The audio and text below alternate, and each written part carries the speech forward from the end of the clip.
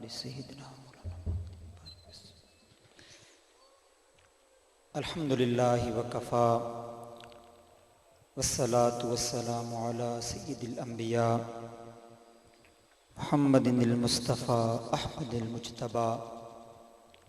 علیہ الف الف التحیۃ والثناء وعلی آلہ واصحابہ واہل بیتہ وازواجہ وذریاتہ وجمیع الاولیاء اما بعد فاعوذ باللہ من الشیطان الرجیم بسم اللہ الرحمن الرحیم الا ان اولیاء اللہ لا خوف علیہم ولا هم یحزنون صدق اللہ مولانا العظیم وبلغنا رسوله النبی الکریم الامین المکین الحنین الرؤوف الرحیم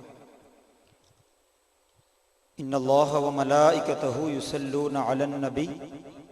یا ایہا الذین آمنوا صلوا علیہ وسلموا تسلیما اللہم صل وسلم وبارک علی سیدنا ومولانا محمد وبارک وسلم الصلاة والسلام علیک یا رسول اللہ الصلاة والسلام علیک یا حبیب اللہ الصلاة والسلام علیک یا نبی اللہ الصلاة والسلام علیک یا نور اللہ مولا صل وسلم دائما ابدا علی حبیبک خیر الخلق کلہم۔ نہایت احترام کے لائق علماء کرام، مشائخ اعظام، طلباء حضرات، جملہ مہمانان گرامی قدر،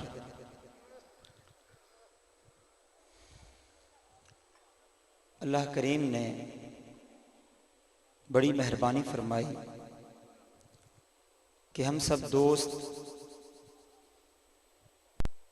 اس کے دوست کی محفل میں بیٹھے ہیں۔ میرے دوستو، اللہ پاک نے انسان کی تخلیق سے بہت پہلے عالم ارواح کے اندر روحوں کو اکٹھا فرمایا، ان سے فرمایا الست بربکم، کیا میں تمہارا رب نہیں ہوں؟ قالوا بلا کے جواب کے ساتھ سب روحوں نے کہا ہاں ہاں تو ہمارا رب ہے۔ سب روحوں نے اس چیز کو تسلیم کر لیا، اس چیز کا اقرار کیا کہ ہمارا رب تو ہی ہے۔ گویا اصل کے اعتبار سے، روح کے اعتبار سے، تخلیق کے اعتبار سے جو بھی انسان دنیا میں آتا ہے وہ مسلمان ہوتا ہے، وہ اللہ کو ماننے والا ہوتا ہے، لیکن اس کا ماحول، اس کے والدین کا مذہب، اس کے دوستوں کا دین، اس کے علاقے کے رواج اس کو اس سمت میں موڑ دیتے ہیں، اس طرف وہ چلا جاتا ہے۔ اب الست بربکم قالوا بلا کا یہ تقاضا تھا کہ جو بندہ بھی دنیا میں آتا وہ ہمیشہ اللہ کی وحدانیت کا اعلان کرتا،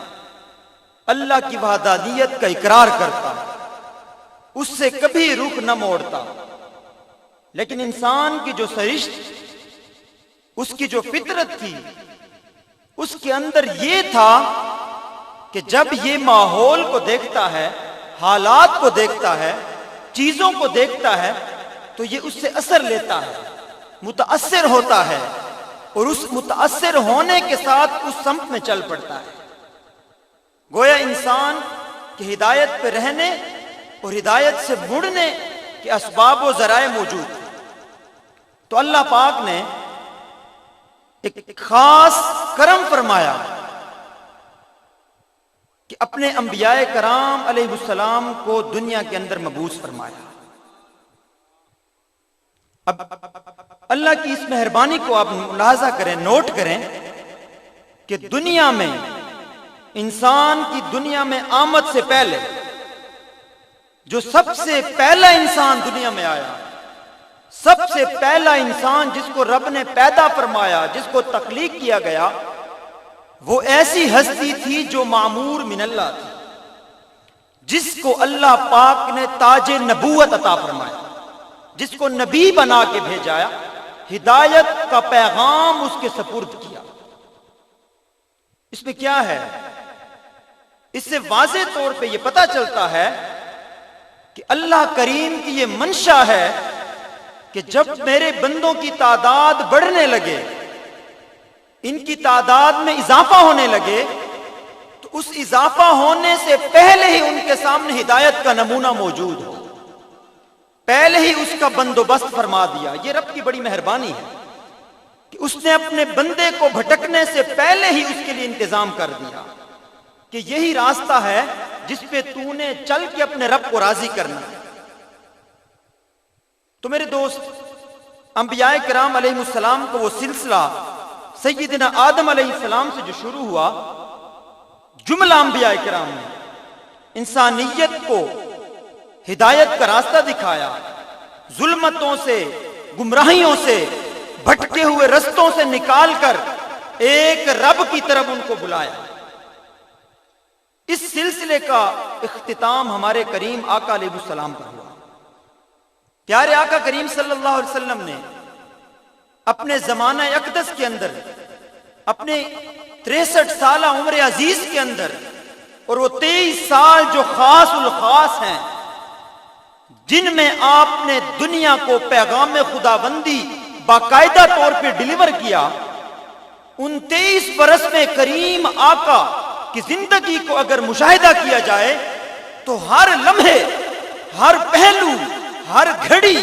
ہر وقت، ہر مہم، آپ کی زندگی کے ہر لمحے سے یہ چیز روشن کی طرح عیاں ہوتی ہے کہ اللہ کا نبی انسان کی ہدایت چاہتا ہے،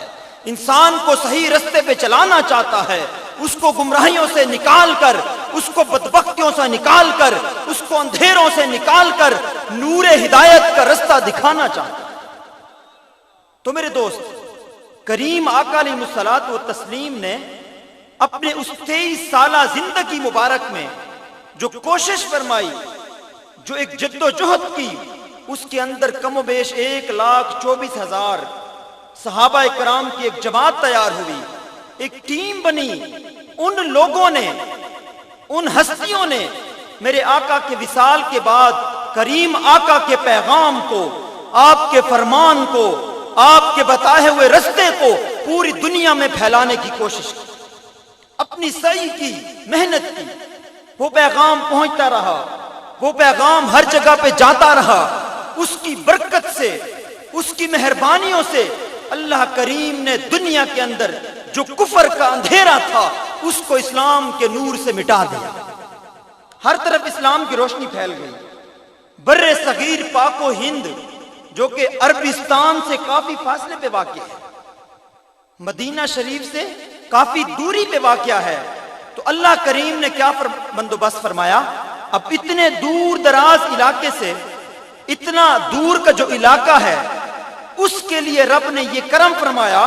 کہ اس علاقے کے اندر آپ جا بجا دیکھتے ہیں کہ کریم آقا علیہ الصلوۃ والتسلیم کے صحابہ کرام کے مزارات ملتے ہیں، ان کے مزارات کے بارے میں خبر ملتی ہے، معلومات ملتی ہیں۔ وہ ان کی ایک جماعت میں سے لوگ اس علاقے تک پہنچے، باقاعدہ طور پہ جو اسلام کا ورود اور اسلام کا عروج یہاں پہ ہوا وہ محمد بن قاسم کے زمانے میں ہوا، بر صغیر پاک و ہند میں۔ تو میرے دوست، اسلام پھیلتا ہوا بر صغیر میں آ گیا، یہاں پہ عروج اللہ کریم نے عطا فرمایا ان نامور ہستیوں نے جن کو ہم اولیاء اللہ کہتے ہیں،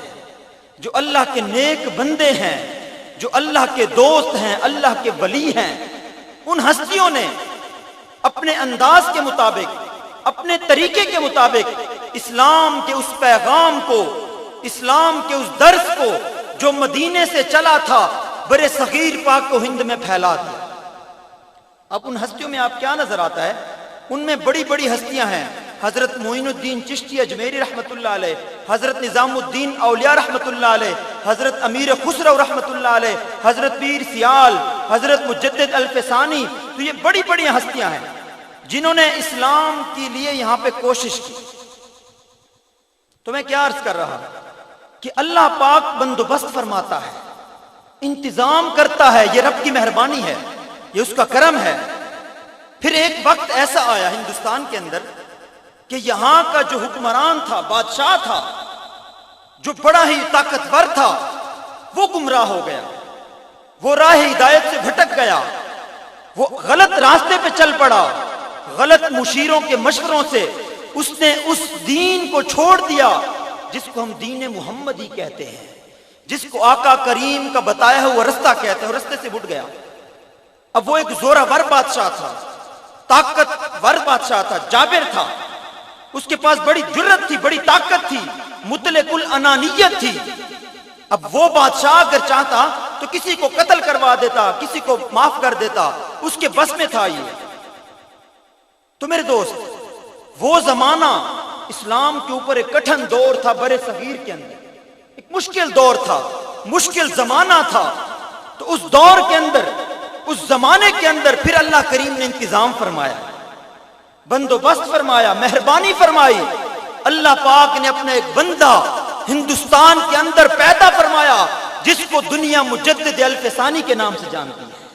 حضرت مجدد الفسانی رحمت اللہ علیہ اس ظالم جابر گمراہ بادشاہ سے ٹکرا گئے، یہاں تک کہ اس کے اس باطل اور گمراہ کن نظریے کو پاش پاش کر دیا، اس کو ختم کر دیا۔ تو پھر وہی بہاریں، پھر وہی رونقیں، پھر اللہ کریم کی وہی مہربانیاں ہو گئیں۔ پھر کیا ہوا؟ وقت گزرتا رہا، وقت آگے چلتا رہا، وہ بزرگان دین اپنا کام کرتے رہے۔ اب بزرگوں میں دو مزاج ہوتے ہیں، ایک وہ ہوتے ہیں جو فقط خانقاہ میں بیٹھ کے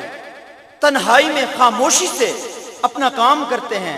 اپنے فرائض سر انجام دیتے ہیں، اپنی ڈیوٹی کرتے ہیں، ان کا اپنا ایک طرز ہوتا ہے، اپنا ایک انداز ہوتا ہے۔ اور دوسرے وہ ہوتے ہیں جو ببانگ دہل اعلانیہ کسی بھی باطل قوت سے ٹکرا جاتے ہیں۔ یہ دو مزاج ہیں جو اللہ کریم کی طرف سے ان کو ایک ودیت ہوتے ہیں۔ تو پھر کیا ہوا؟ حالات گزرتے، وقت گزرتا گیا، پھر ہندوستان کے اندر ایسے حالات بنے، ایسا ایک دور آیا کہ میرے کریم آقا علیہ الصلوۃ والسلام کی ناموس پہ حملہ ہوا، آپ کی شخصیت پہ حملہ ہوا، آپ کی عزت پہ حملہ کرنے کی کوشش کی گئی، گمراہ کن نظریات کا پرچار ہوا، غلط عقائد کو پھیلانے کی کوشش کی گئی۔ اس زمانے کے اندر اللہ کریم نے امام اہل سنت مجدد دین و ملت احمد رضا خان بریلی کو پیدا فرمایا۔ حضرت امام اہل سنت رحمت اللہ تعالی علیہ نے اپنی اس عمر عزیز کے اندر ببانگ دہل ہر قسم کے جو گمراہ کن نظریات تھے، جو گمراہ کن قسم کے عقائد تھے، ان کو پاش پاش کر کے رکھ دیا، ان کو ختم کر دیا۔ پھر ایک دور ہا، ایک زبردست تحریک تھی، ایک خوبصورتی پھر دنیا میں پھیل گئی، پھر عشق مصطفیٰ کے چرچے عام ہو گئے۔ تو میں عرض کر رہا تھا کہ جو بزرگان دین کا مزاج ہے وہ مختلف ہوتا ہے، پھر اللہ کریم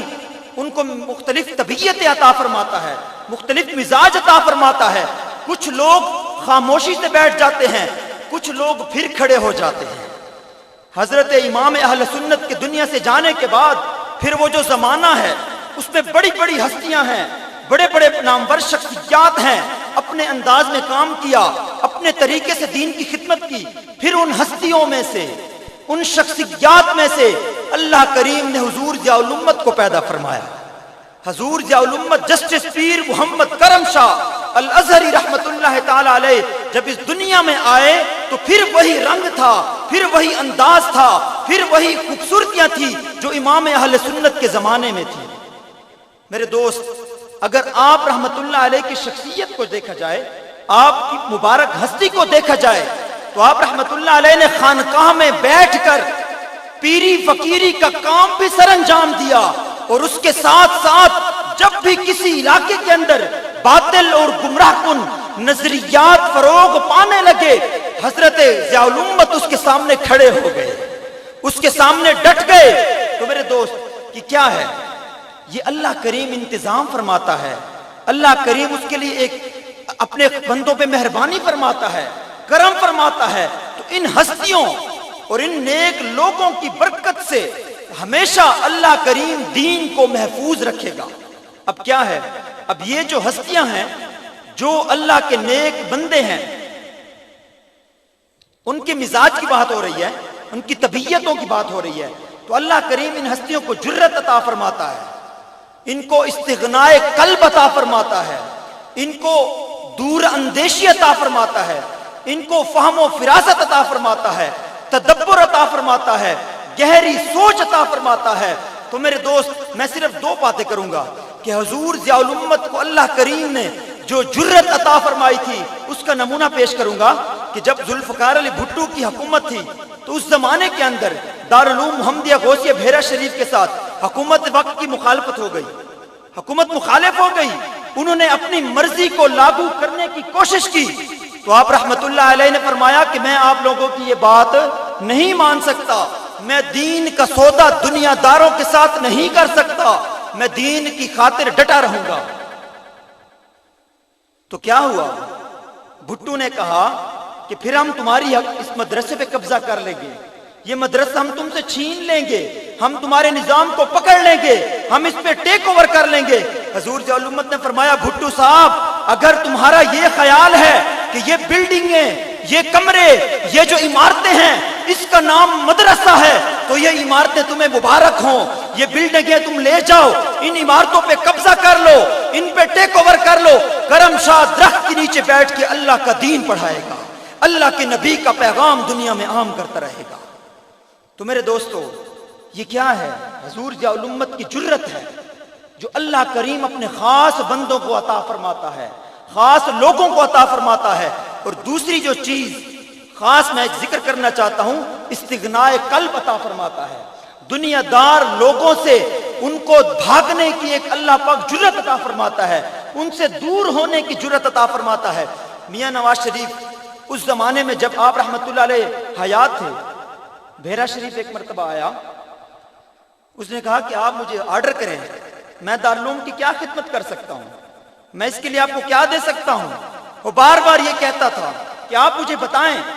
آپ کو کس چیز کی کمی ہے، کس چیز کی ضرورت ہے۔ ہمارے استاد مفتی شیر محمد خان صاحب بحیرہ شریف وہ فرماتے تھے کہ ہم اس زمانے میں یہاں پر تھے تو ہم خاموش تھے، جب نواز شریف واپس چلا گیا حضرت نے کوئی مطالبہ نہیں کیا، کچھ بھی نہیں مانگا، کوئی چیز آپ نے قبول نہیں فرمائی۔ تو ہم استادوں نے عرض کی یا حضرت آپ نے تو نواز شریف سے کچھ نہیں مانگا بلکہ وہ تو خود دینا چاہتا تھا، وہ خود آپ کی خدمت کرنا چاہتا تھا، آپ نے اس کی آفر کو کیوں ریجیکٹ کر دیا، کیوں ٹھکرا دیا، اس کی کیا وجہ ہے؟ حضور ضیاء الامت فرمانے لگے اے میرے دوستو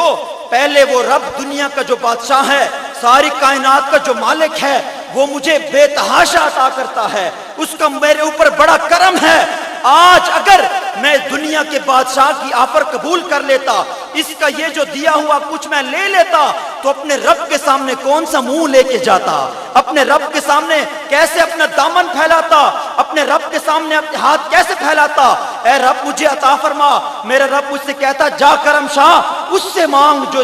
تجھے دینے والا ہے، جس سے تو قبول کرتا ہے۔ میرا یہ ضمیر گوارا نہیں کرتا کہ میں اپنے رب کے ہوتے ہوئے دنیاوی بادشاہوں سے قبول کرتا رہوں، ان کی یہ آفریں قبول کرتا رہوں۔